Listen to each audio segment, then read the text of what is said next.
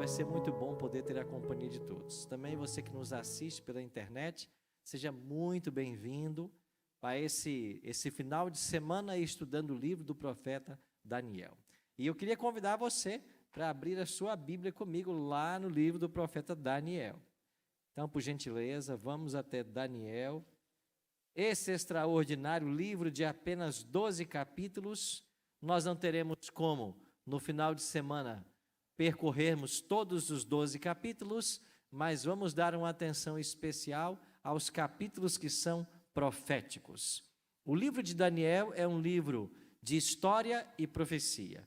Ele tem exatamente 6 capítulos históricos e 6 capítulos proféticos. E ele está bem mesclado, porque na parte histórica tem um capítulo profético, e na parte profética tem um capítulo histórico. Então ele mescla história e profecia. E sem dúvida, esse é um livro para os nossos dias. E nós vamos entender por que esse é um livro para os nossos dias hoje, tá bem? Mas antes de começarmos o nosso estudo, eu queria orar mais uma vez com vocês. Orar nunca é demais, não é verdade?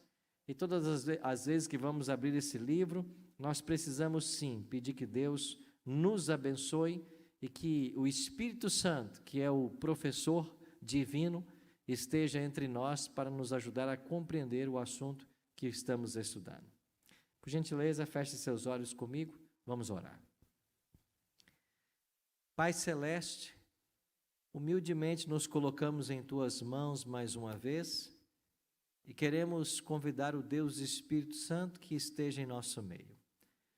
Queremos ao longo desse final de semana estudar o livro do profeta Daniel e nós não podemos fazê-lo sem a Tua direção e sem o Teu ensino. Por isso, Pai, nós somos completamente dependentes de Ti, mas agora queremos pedir que Tu venhas em nosso auxílio e nos faça compreender as verdades que o Senhor tem para nos ensinar. Vamos abrir mais uma vez o Teu livro sagrado e queremos deixar que a Tua voz nos fale. Queremos ser leais a esta voz e queremos suplicar a Tua bênção e a Tua ajuda em nosso preparo para os céus. Oramos em nome de Jesus. Amém. Por gentileza, pode colocar o PowerPoint aqui? Obrigado. Esperança para o mundo em crise. Esse é o tema do nosso fim de semana. O primeiro capítulo que vamos estudar, dos capítulos proféticos, é o capítulo 2. O capítulo 1 dá o contexto geral do livro de Daniel. Estamos vivendo aí por volta do 6º século antes de Cristo. Chega ao poder Nabucodonosor, o grande rei da Babilônia.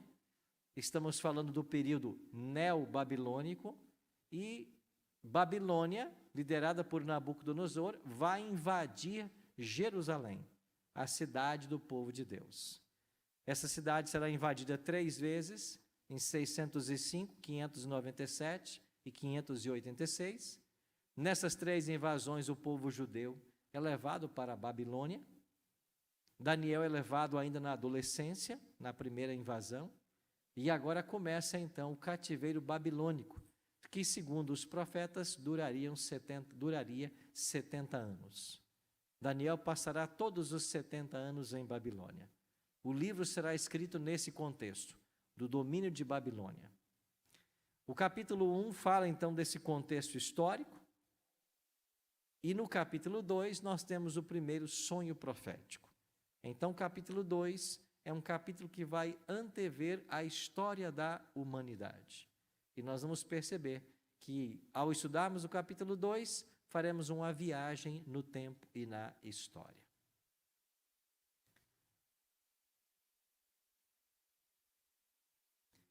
Estamos vivendo um mundo pós-pandemia. E a nossa geração, nunca pensou que nós viveríamos os momentos terríveis que vivemos. Tanto aqui nos Estados Unidos quanto no Brasil, milhares de pessoas morreram por causa da Covid-19. E a todos os que perderam entes queridos, vem a pergunta: quem é que está finalmente no controle de tudo? Quem é que controla a história desse mundo? Em nossos dias, além de outras guerras que já estão em andamento, mais uma guerra, começa na Ucrânia. Quem é que está no controle? No passado, já houve líderes ditatoriais que se declararam Nabucodonosor. Essa foi uma expressão usada por Saddam Hussein. Eu sou o novo Nabucodonosor.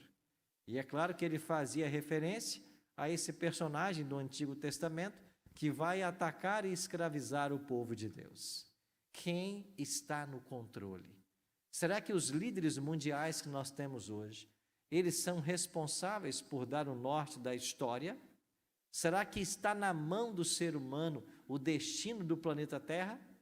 Para entendermos isso, temos que voltar 2.600 anos no passado e chegarmos então à Babilônia, lá no ano 605, ano que começa o seu domínio, pelo menos do Império Neobabilônico. E através do capítulo que hoje vamos estudar, nós descobriremos que Deus é quem tem o controle da história em suas mãos.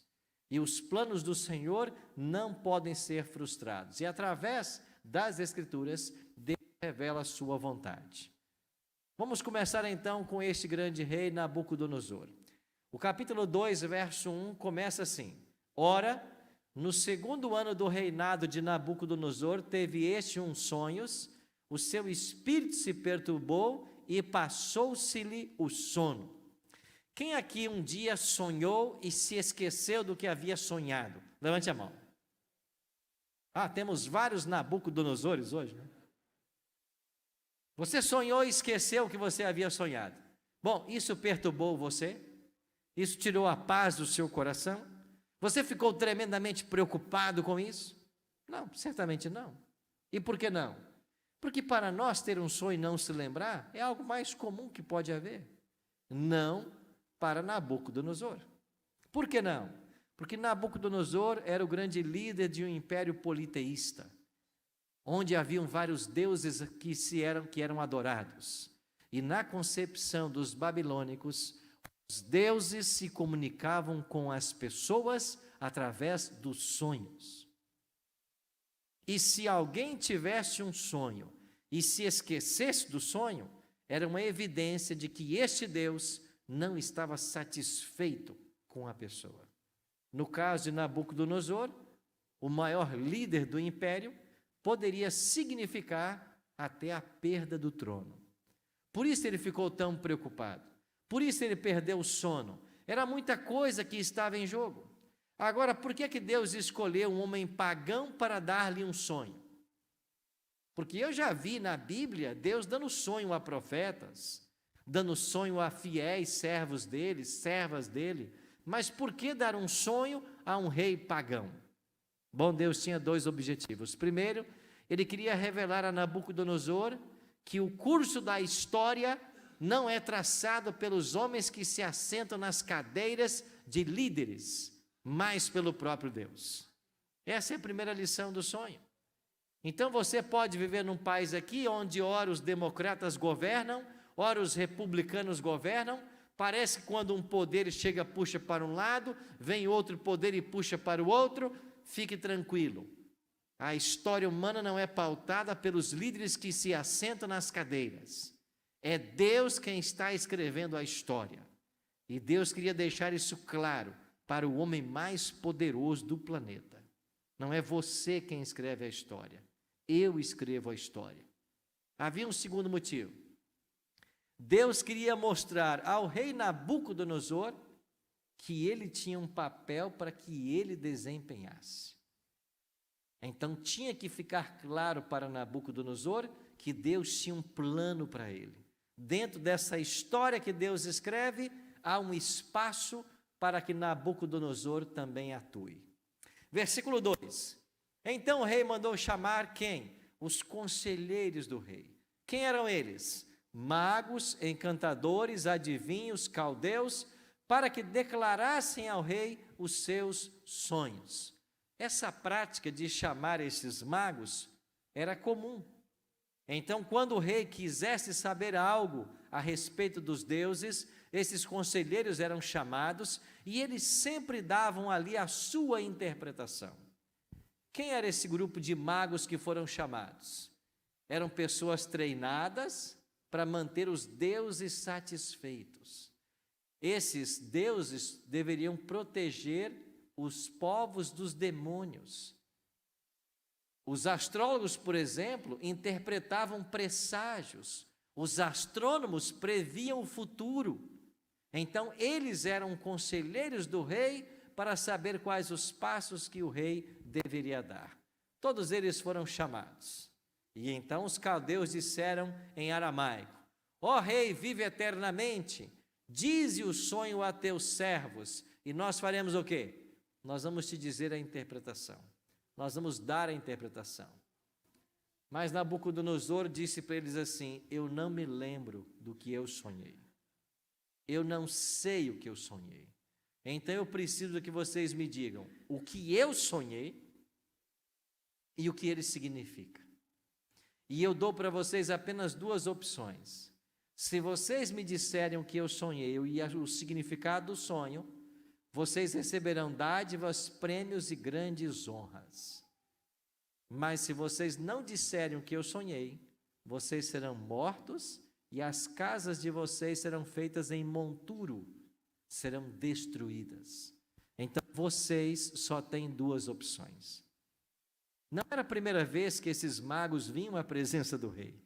Só que das outras vezes, o rei contava o sonho e eles inventavam ali um significado qualquer para satisfazer a curiosidade do rei. E ficava por isso mesmo. Eles apresentavam ali presságios positivos. Eles falavam de coisas que eram bem comuns. Mas agora havia um problema. O rei não se lembrava do sonho. E qualquer coisa que eles inventassem, o rei saberia: não, mas não foi isso que eu sonhei. Então eles não tinham o que fazer. Na realidade, agora Nabucodonosor percebeu que eles não sabiam interpretar sonho coisíssima nenhuma. Eles eram enganadores. E então, mais uma vez, eles disseram: diga ao rei o sonho a seus servos, e nós daremos a interpretação. O rei disse: eu não sei. Vocês têm que me dizer o que eu sonhei. E então os sábios reconhecem duas coisas. Os sábios dizem assim: rei, não há mortal sobre a terra que possa revelar o que o rei exige. Como algum mortal saberá o que você sonhou? Segundo, ninguém há que possa revelar diante do rei, senão quem? Os deuses, mas esses o quê? Não moram com os homens. Eles não estão com a gente. Eles estão no outro plano. Eles não moram aqui. É eles que podem dizer, não nós. Então eles reconheceram. Então o verso 12 diz que o rei então ficou muito irado e ordenou que matassem a quem? Todos os sábios. Todos os sábios da Babilônia deveriam ser mortos. Então saiu um decreto de morte. A guarda real começou a pegar todos os sábios da Babilônia para serem mortos. E nessa busca que eles fizeram, quem eles prenderam também? Um jovem chamado Daniel, que também era um dos sábios. E quando Daniel ficou sabendo o motivo da prisão e morte, o que ele fez? Daniel foi para casa, fez saber o caso a Ananias, Misael e Azarias, seus companheiros, para que pedissem misericórdia ao Deus do céu sobre esse mistério, a fim de que Daniel e os seus companheiros não perecessem, juntamente com os sábios da Babilônia. Interessante que Daniel até esse momento não sabia de nada. E quando ele foi preso, ele perguntou: por que eu estou sendo preso? Por causa do sonho do rei. Que sonho? O sonho que os magos não souberam interpretar. Mas Daniel era um deles. E por que Daniel não estava lá? Porque Daniel era deixado de lado nas coisas. Por Daniel ser um cativo judeu que havia alcançado uma posição alta em Babilônia, ele era odiado. Então as coisas aconteciam e Daniel era deixado de lado. Ele só ficou sabendo da história quando foi preso. E agora o que ele faz? Ele então vai chamar seus amigos para orar. Porque Daniel acreditava numa coisa, que a oração tem o poder de mover o braço de Deus. E esta é uma grande verdade. Nada acontece nesse mundo senão como resultado da oração. Nada acontece. Aqui está uma foto antiga que eu tenho, e aqui estão meus amigos do curso de teologia. Eu sou o segundo, da direita para a esquerda ali, de calça branca, né? Era bem magrinho, né? 55 quilos, bom aqueles tempos, né? Durante os 4 anos que eu estudei teologia num seminário lá na Bahia, eu paguei meus estudos sempre colportando, né? Essa é uma linguagem que a gente usa, né? É a venda de livros. Então, vendíamos livros para pagar os estudos. Em uma dessas ocasiões, eu havia feito a venda e tinha o dia de entregar os livros. E se você não vai no dia que você marcou para entregar, as pessoas depois têm dificuldades em receber, em pagar. E isso, então, pode complicar o seu retorno para o seminário. Eu havia feito as vendas e havia marcado as entregas para um domingo. Mas eu estava na casa de meus pais, em Vitória, na capital do Espírito Santo, e faria essas entregas no sul do Espírito Santo. Precisava pegar um ônibus às 6 da manhã para viajar e lá no sul do estado fazer as entregas, lá na cidade de Cachoeiro do Itapimirim. Havia um ônibus que saía às 6 da manhã, ele passava perto da casa de meus pais. Eu teria que acordar bem cedo e às 6 da manhã deveria estar lá na rodovia, na BR, onde o ônibus passava. Se eu perdesse esse ônibus, o outro só seria à tarde, e eu não teria tempo hábil para entregar os livros e nem voltar para o seminário. Acontece que naquele dia eu perdi a hora, e eu acordei faltando mais ou menos uns 10 minutos para as 6 da manhã. Em 10 minutos, o ônibus passaria lá na rodovia, mas meu pai morava a cerca de uns 3 quilômetros. Agora imagine você, eu com uma caixa de livros, ter que percorrer 3 quilômetros e eu só tinha 10 minutos. Eu não tinha tempo hábil para isso. Mas eu acordei, saí apressado de casa, não tinha tempo hábil para chegar lá, e eu disse para Deus assim: se eu não pegar esse ônibus, isso poderá comprometer o meu regresso à faculdade. Então eu preciso muito da sua ajuda. Eu estava numa rua semideserta, era uma rua sem calçamento, estrada de chão. Meus pais moravam num bairro pouco povoado. E ali, antes das 6 da manhã naquele domingo, numa rua que mal passava carros, enquanto eu andava apressado e orava, parou do meu lado um táxi. O motorista baixou o vidro e perguntou assim: para onde você está indo? Ele disse: eu estou indo lá para a BR. Ele disse: então entra que eu te levo. Eu disse: mas eu não tenho dinheiro para pagar o táxi. Ele disse: não tem problema, eu não vou cobrar de você. Eu entrei no táxi, ele me levou. Quando eu cheguei na BR, o meu ônibus apareceu lá na curva assim. Foi o tempo de descer do táxi, dar o sinal e pegar meu ônibus. Agora você acha como que um táxi estaria naquela região, naquele local, perto das 6 da manhã de um domingo?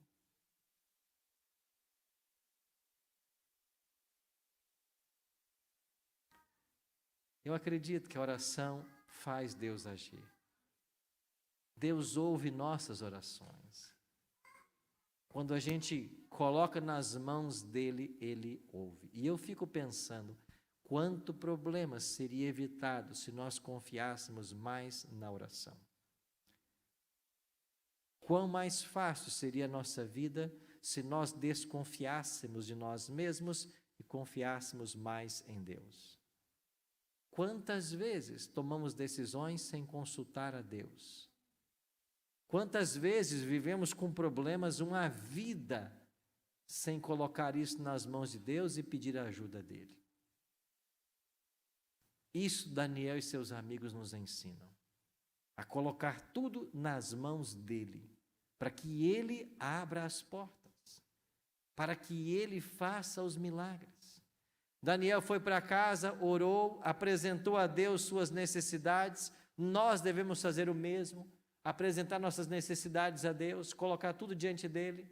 Resultado, foi revelado o mistério a Daniel numa visão de noite. E o que fez Daniel? Ele louvou ao Deus do céu. Ele louvou a Deus com o coração cheio de gratidão, porque ele estava decretada a sua morte, e agora ele tinha a chave do problema, ele tinha a solução. Interessante que quando a gente lê esse capítulo, ele é introduzido à presença do rei. O rei está em situação difícil, não dorme, preocupado com tudo aquilo. Então Daniel diz: olha, rei, o mistério que você exige, nem sábios, nem encantadores, nem magos, nem adivinhos podem revelar, mas eu, Daniel, sei. Foi isso que ele disse? Não, ele não disse isso. O mistério que o rei exige: há um Deus no céu. Rei, ninguém pode revelar, mas há um Deus no céu.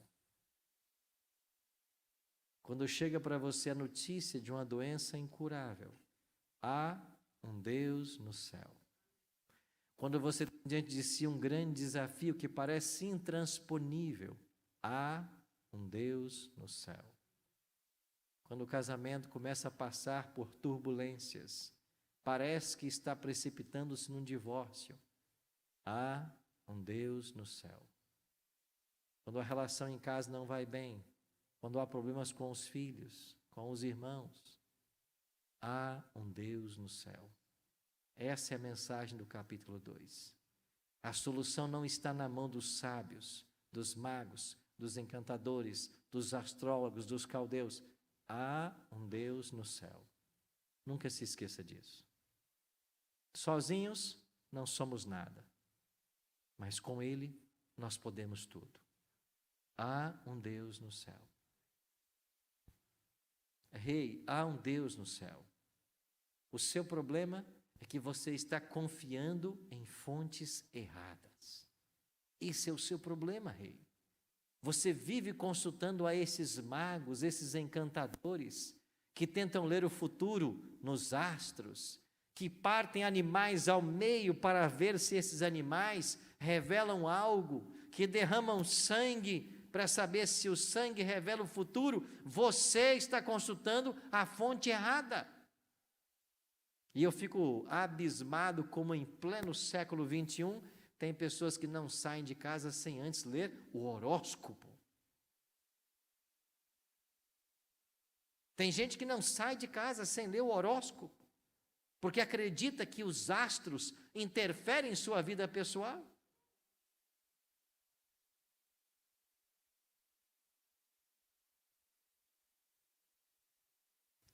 No final de semana passado, eu estive na igreja de Atlanta,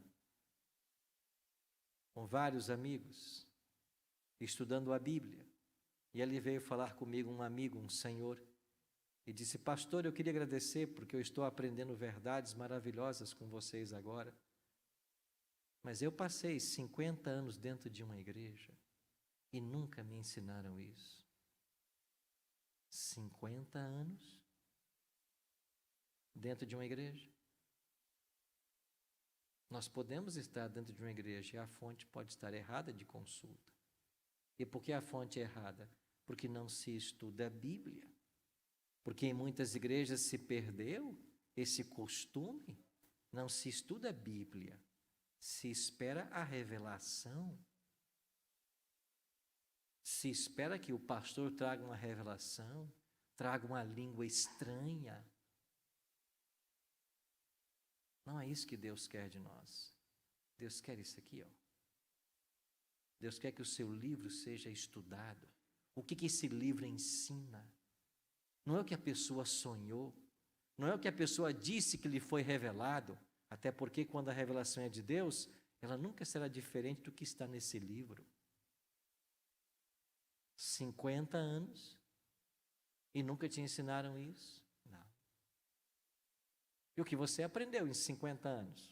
Bom, os cultos eram dominados pela glossolalia, pelo falar línguas estranhas, pelo mover do espírito, por exorcismos. E eu vivi dentro disso por 5 décadas, mas nunca estudei a Bíblia. Que bom que você está num ambiente onde a Bíblia é estudada. E todos os nossos cultos, a parte central é o estudo da Bíblia, onde esse livro é aberto, onde textos são lidos, e nós buscamos uma interpretação clara, razoável. Rei, você está bebendo nas fontes erradas. Você está consultando as pessoas erradas. Então o câncer já se espalhou. Há um Deus no céu. Ele é nossa fonte. A dor é grande demais. Jamais vou conseguir sozinho. Perdi meu emprego. Errei mais uma vez. Há um Deus no céu. E a sua fonte deve estar correta. Então Daniel começou. Nabucodonosor. Sabe o que você sonhou? Você estava olhando na visão e você viu uma grande estátua. E quando ele disse isso, no mesmo instante, Nabucodonosor se lembrou de parte do sonho. E disse, é isso mesmo, Daniel, estou me lembrando agora, eu vi isso, uma grande estátua. Sim, você viu uma grande estátua, e essa estátua tinha a cabeça de ouro, não é verdade? Sim, era isso mesmo. O peito e braço eram de prata, o quadril era de bronze, as pernas de ferro, os pés em parte de ferro e em parte de barro. Não é isso que você viu? E ele disse, é exatamente isso, Daniel. Agora eu estou lembrando. Sim, foi isso que você viu. E Daniel estava, ou o rei estava, estupefato, de boca aberta, surpreso, como que esse jovem sabia o seu sonho. Ele havia dito, há um Deus no céu, mas que Deus é esse que você serve, que sabe todos os sonhos? Daniel vai dizer, é um Deus que revela mistérios. E então o rei ficou muito curioso. Daniel, esse é o sonho, mas o que significa isso?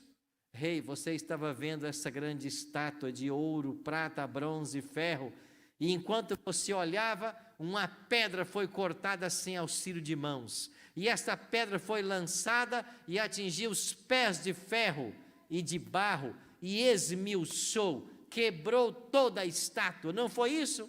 Sim, foi isso que eu vi. E esta pedra que feriu a estátua se tornou grande, cresceu até tornar-se uma grande montanha. Não foi isso? Exatamente foi isso que eu vi. Mas Daniel, o que significa tudo isso? Eu vou explicar para você. Este é o sonho, e a sua interpretação nós também diremos ao rei. Sabe o que significa?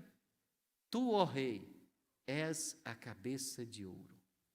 A cabeça de ouro desta estátua representa o teu império, a grande Babilônia. Deus deu a você honra, glória e poder. O teu reino veio a ser o maior reino da terra. Tu és a cabeça de ouro. Agora, o Deus do céu que revela mistérios tem uma mensagem para você. Você não ficará no trono para sempre. Por quê? Porque chegará o tempo em que o seu reino passará. E ele vai passar para um reino inferior ao teu. Assim como a prata do peito é inferior ao ouro da cabeça, o seu reino vai perder o poderio para um reino inferior ao teu. Nabucodonosor esteve no trono da Babilônia por 42 anos. Depois veio Evil-Merodach, depois Neriglissar, depois Labache-Marduk e finalmente Nabonido, que reinou com seu filho Belsazar ao mesmo tempo. E depois de todos esses reis, a Babilônia passou. Deu lugar a quem? A Medopérsia. E se você um dia for a Londres, visite lá em Londres o Museu Britânico. E no Museu Britânico você vai encontrar esse achado da arqueologia, o cilindro de Ciro. E esse cilindro de Ciro diz nas linhas 13 e 14 que foi Ciro que no dia 13 de outubro de 539 invadiu a grande cidade de Babilônia, secando o rio Eufrates e derrotou Babilônia.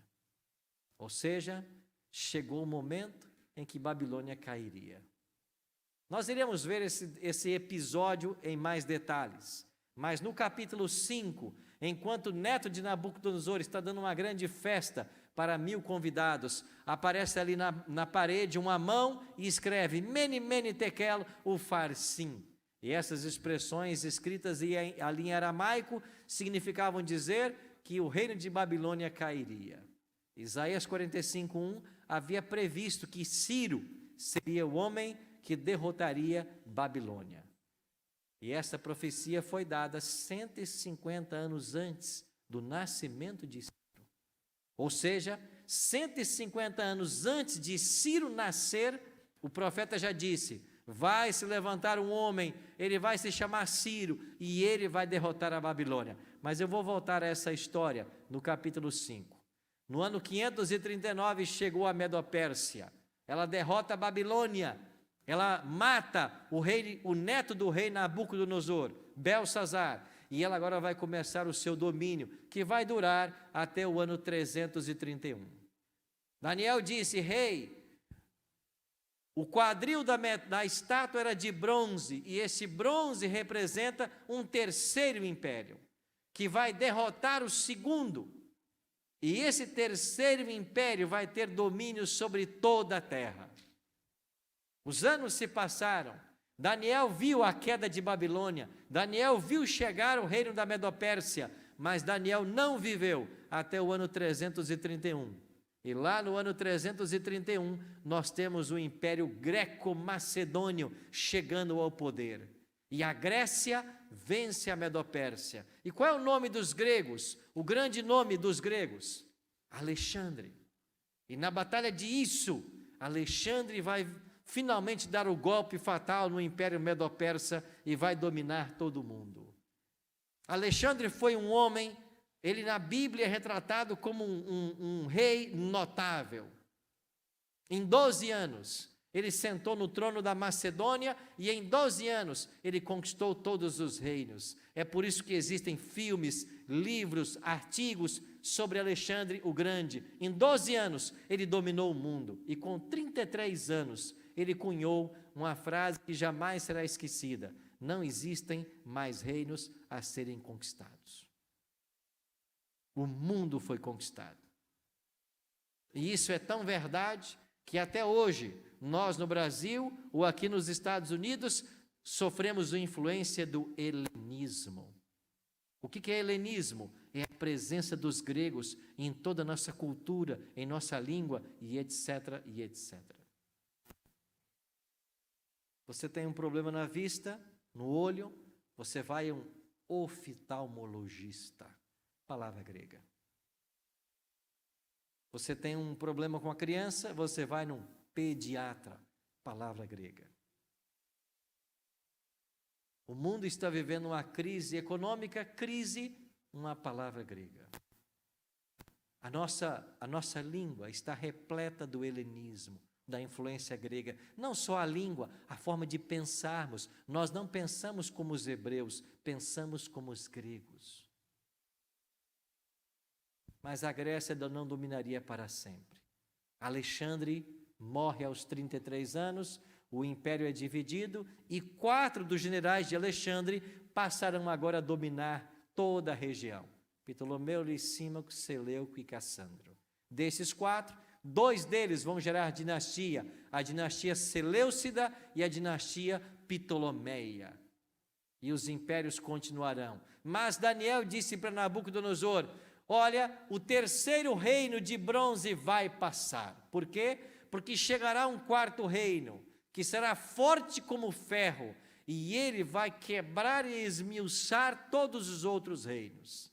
E chegamos finalmente no reino férreo de Roma. E na batalha de Pídima, em 168, nós temos a vitória dos romanos sobre os gregos. Estamos agora nas pernas de ferro da estátua. Roma chegou. Você vai se lembrar que Jesus Cristo nasceu, viveu e morreu sob a jurisdição de Roma. Roma dominou o mundo de 168 a.C.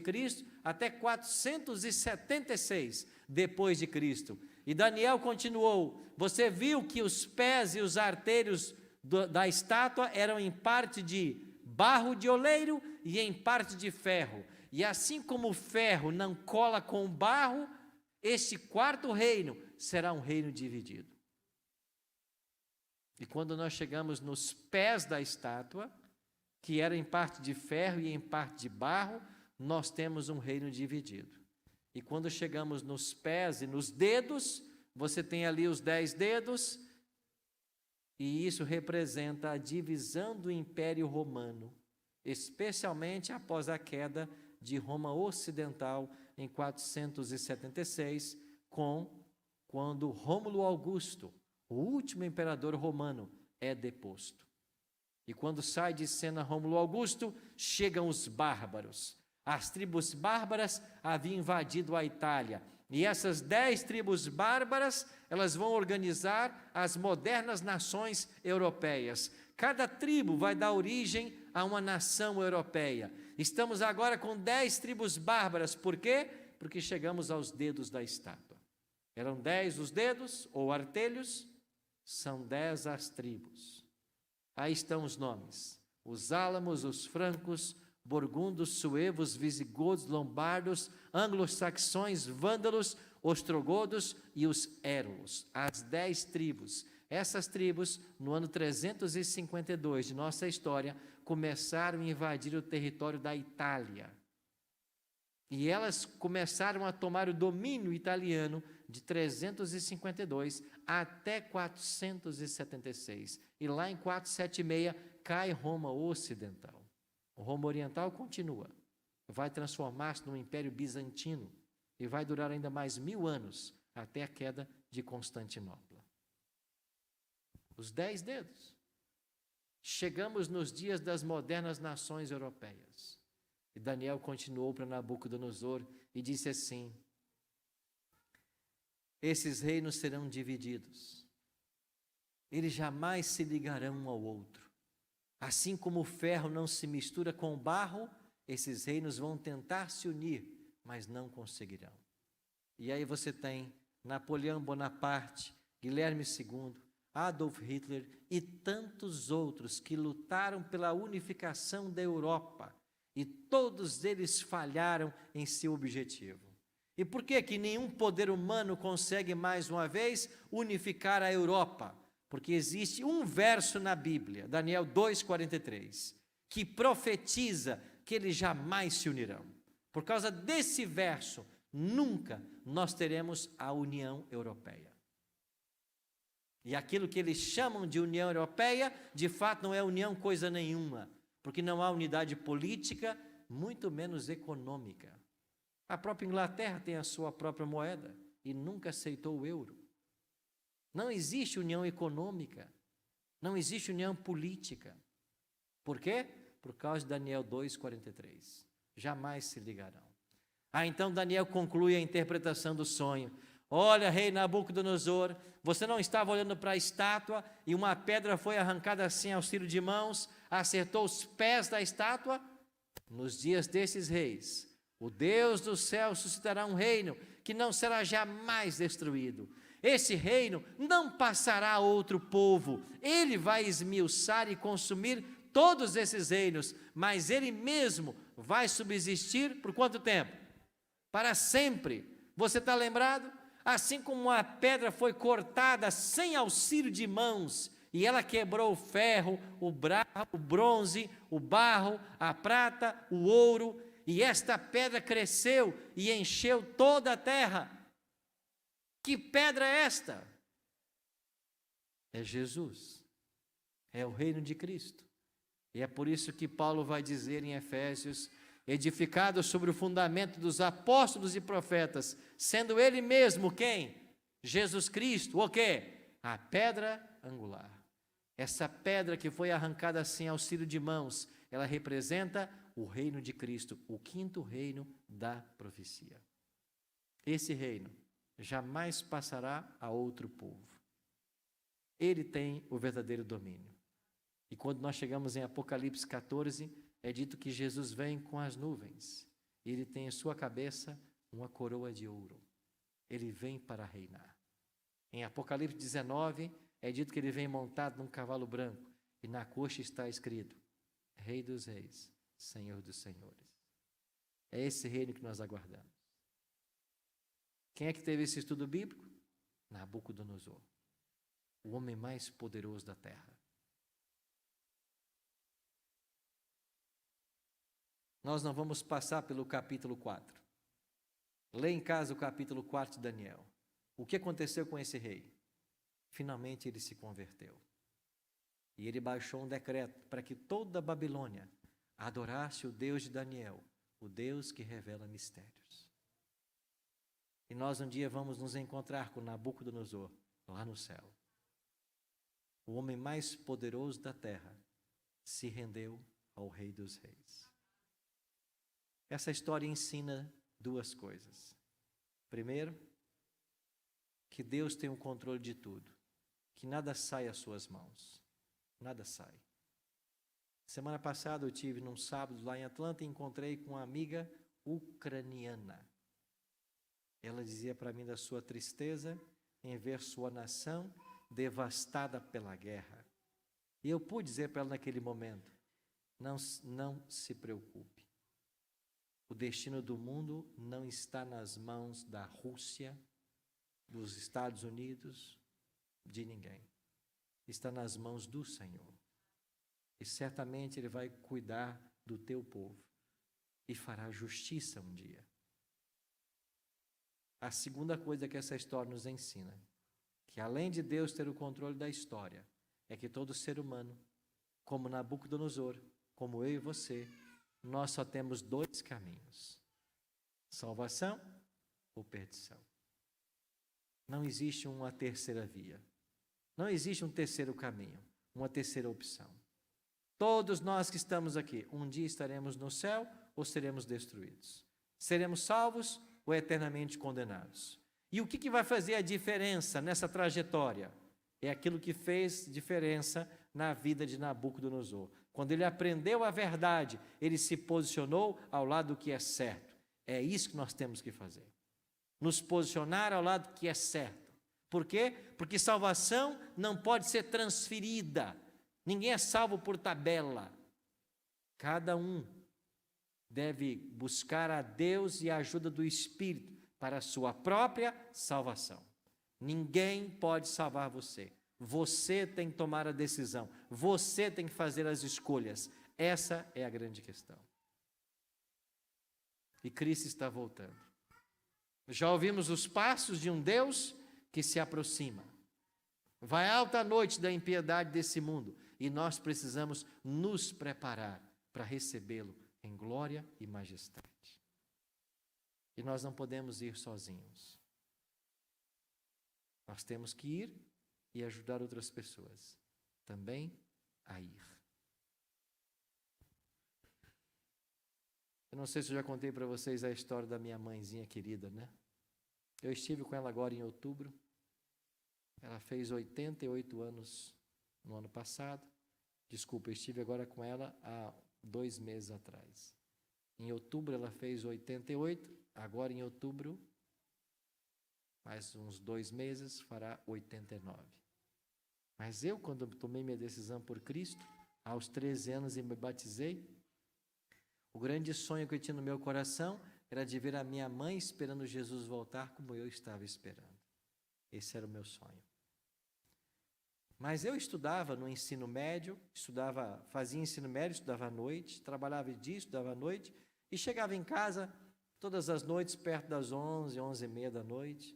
E toda vez que eu chegava em casa, lá estava minha mãe esperando, né, sentadinha ali na sala. Eu dizia: mãe, a senhora não tem que me esperar, eu vou chegar em casa todo dia esse horário. A senhora tem que dormir mais cedo. Adiantava alguma coisa? Nada, né? Mãe é assim, né? E enquanto eu não chegava, minha mãe não ia dormir. E ela dizia: enquanto todos não estiverem dormindo, eu também não vou dormir. E ela, com muita dificuldade, criou 9 filhos, como você talvez já saiba. E eu tentava falar para minha mãe do que eu estava aprendendo na igreja, mas para uma pessoa semi-analfabeta não é tão simples, né? E eu ficava pensando comigo, quando é que minha mãe vai entender as coisas que eu estou entendendo? Talvez nunca. E eu dizia para Deus, o Senhor tem que fazer alguma coisa na vida da minha mãe. O Senhor tem que ajudá-la. E como a oração move o braço de Deus, Deus a ajudou. O que Deus fez? O mesmo que fez com Nabucodonosor. Deu um sonho para minha mãe. Minha mãe teve um sonho. E ela sonhou com o quê? Ela sonhou com a volta de Jesus. Ela viu Jesus voltando, os anjos recolhendo os salvos, eu e mais 2 irmãos estávamos na igreja batizados, e os anjos nos pegaram, estavam nos levando para o céu, e ela estava ficando. E ela agarrou um anjo e disse, eu também quero ir. O anjo se voltou para ela e disse, não, você não pode, você não está batizada.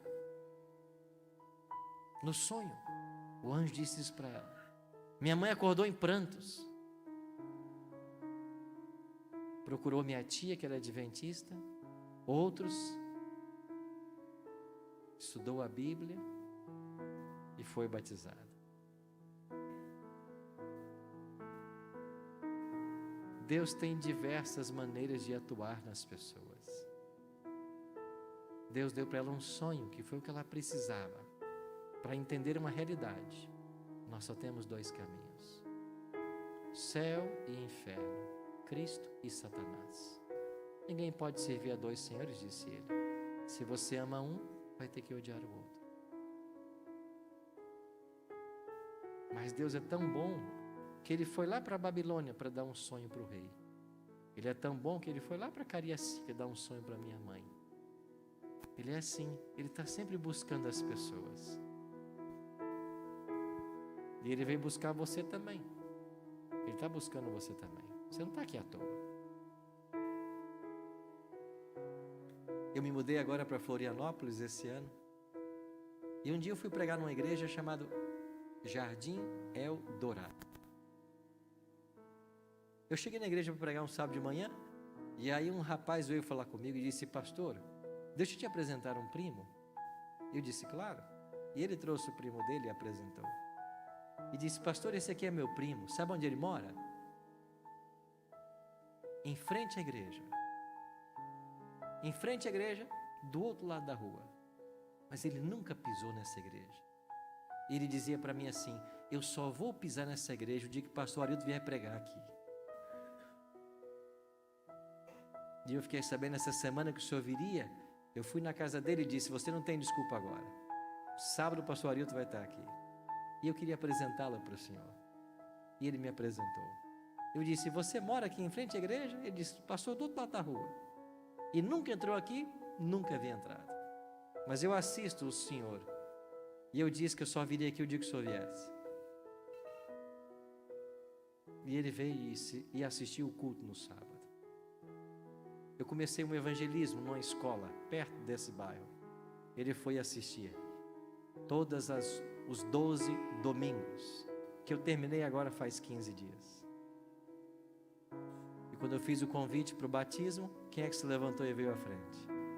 Esse amigo, ele e a esposa. Agora, no ano passado, quando ele dizia isso para o seu primo, eu nunca imaginava que eu estaria morando em Florianópolis. Eu nunca imaginava que um dia o pastor de Jardim Eldorado me chamaria para ir lá pregar. Uma igreja de bairro. Eu nunca imaginava que eu estaria naquela igreja.